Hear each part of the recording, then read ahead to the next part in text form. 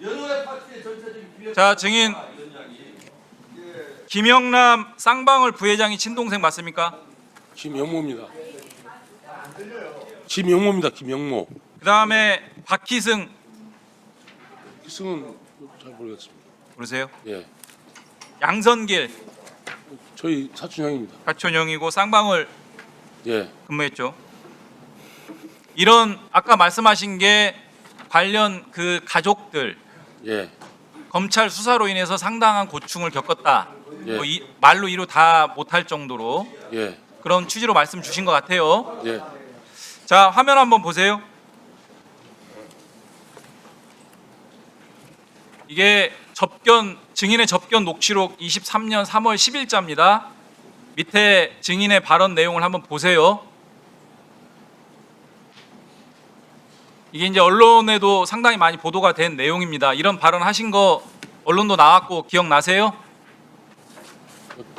제가 안에 있을 때 좀 약 같은 걸 많이 먹어가지고 지금 솔직히 기억이 잘 안 납니다. 그러니까 언론에도 많이 나왔어요. 이런 얘기 비슷한 얘기를 많이 했을 겁니다. 그러니까 저 취지는 제가 이해하기로는 이재명 대표에게 돈을 진짜 줬으면 줬다고 하고 싶다 할 정도로 저런 내용을 계속 검찰 수사 과정에서 추궁을 받으셨나 봐요.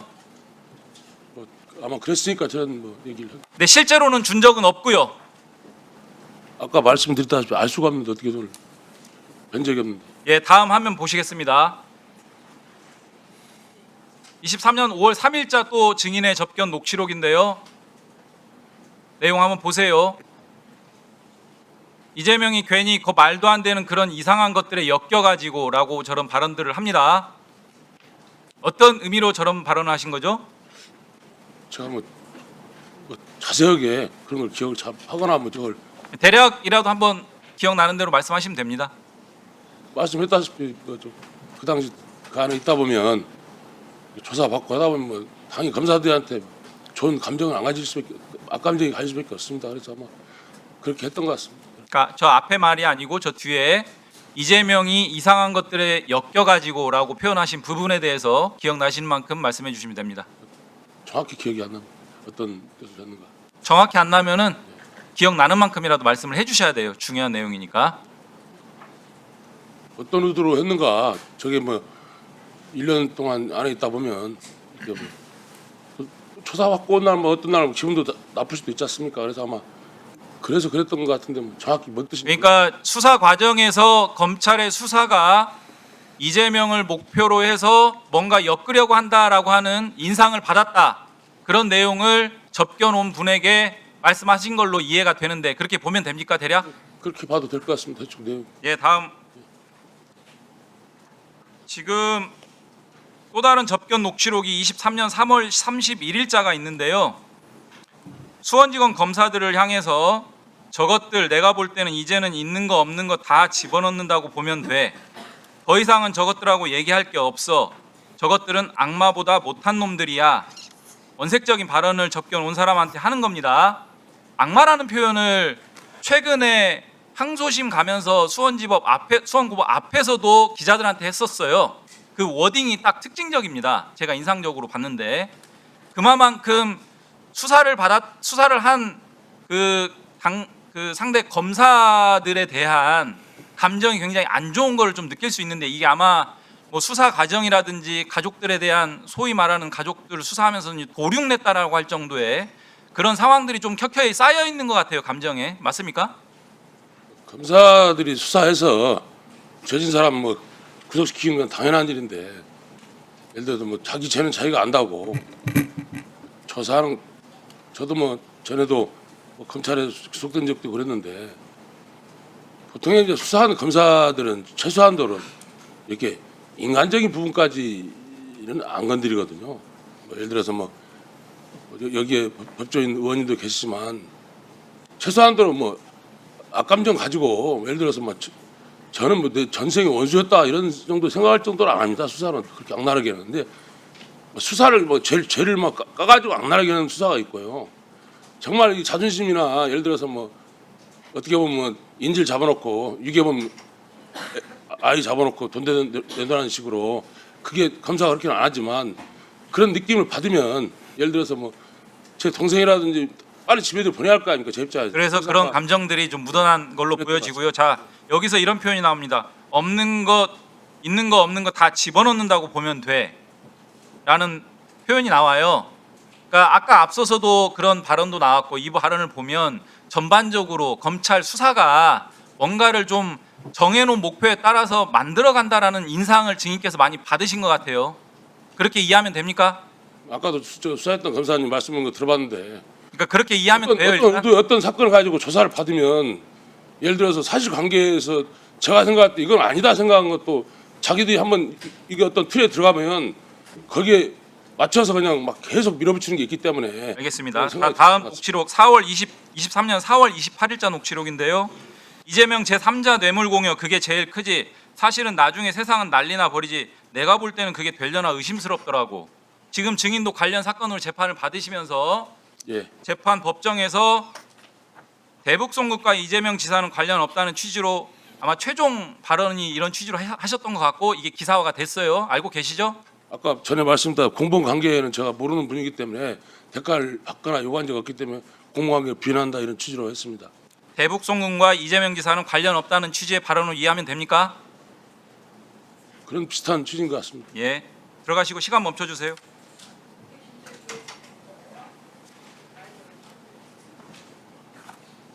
저 뒤에 계시는 속 기사님. 네, 네. 화면 한번 보여주세요. 통상 제가 이제 화면이 안 보이시니까 네. 검찰에서 속기록을 그러니까 녹취록을 작성하는 프로세스가 네, 녹음 파일을 검사실에서 받아가지고 속 네. 기사님이 초벌적으로 초안을 작성한 다음에 그 초안을 요청한 검사실로 한번 보내서 확인을 받고 검사실에서 이러이런 부분들 내용을 잘 아니까 검사실이 오히려 내용을 한번 리뷰하고 수정할 사항이 있으면 속 기사님한테 수정 요청을 하고 속 기사님이 수정 요청 받은 사항을 그대로 수정하는 것이 아니라 한번 다시 점검한 다음에 수정할 부분은 수정하고 그렇지 않을 부분은 유지한 다음에 최종 확정이 되면 그 내용을 속 기사님 기명 날인해가지고 검사실에 제공하는 이런 프로세스 맞습니까? 제가 기억하는 거는 음성 파일 받으면 제가 작성해서 제출을 하고 수정 요청은 그렇게 많이 들어오진 않고 정말 가끔 들어왔던 기억이라서 네, 수정 요청이 들어오는 경우가 있으면 속 기사님이 확인한 다음에 수정할 사항이라고 발견이 되면 수정하지만 그렇지 않으면 유지하고 기명 날인해서 검사실에 제출하죠. 맞습니다. 최종본은 속 기사님의 보장이 들어가는 겁니다. 네, 그래서 그 내용이 만약에 실제 녹음 내용과 달리 녹취록을 작성하면 속 기사님에게도 뭐 민형사상 또는 어떤 징계상 책임이 뒤따를 수 있기 때문에 굉장히 신중할 것 같아요. 맞습니까? 네, 그런데 이 지금 문제되고 있는 재창영과 실장님은 아까 속 기사님 들으신 것처럼 너무나 다른 내용이기 때문에 속 기사님이 그렇게 최종 확인하고 날인했을 것 같지는 않습니다. 맞습니까? 이게 제가 확인을 못 해봐서 자료를 정확히 기억이 안 나서 잘 모르겠어요. 사회적으로 굉장히 큰 이슈가 됐기 때문에 아마 이런 과정들에 대해서 복기를 해보셨을 것 같은데요. 네, 속 기사님이 최종적으로 재창영이라고 되어 있는 녹음 파일을 실장님이라고 속 기사님의 의견으로 의사로 녹취록을 확정한 것인지 아니면 속 기사님이 아닌 다른 영역에서 확정됐을 것으로 보이는지 속 기사님 어떻게 생각하고 계세요? 이게 제가 알기로는 한 4년, 5년 전에 작성된 걸로 알고 있는데 이게 전혀 기억이 안 나서 이 단어 그런 것도 잘 기억이 안 나고 내용 자체도 기억이 잘 안 나거든요. 그래서 잘 모르겠습니다. 속사님 다음에 또 물어볼 텐데 복기를 해보시고요. 이 사회적으로 떠들썩한 사건을 기억이 안 난다라고만 일관하면 자칫 그게 또 위증이 될 수도 있으니까 기억을 잘 더듬어 보세요. 네, 속 기사님, 네, 네. 아까 들릴 때 실장님으로 들리셨어요? 재창영으로 들리셨어요? 지금 아까 들었을 때는 재창형으로 들렸습니다. 맞습니다. 아까 들었을 때 재창영으로 들렸다고 하셨고요. 그런데 이 재창영이 실장님으로 바뀌기에는 너무 다른 단어이지요? 근데 이게 또 그 재창형이라는 단어를 저희가 보통 수사 기록이나 내용을 모르는 상태로 작성을 하니까 잘 모르겠습니다. 예, 이 자료가 아마 언론에도 많이 나오고 그랬습니다.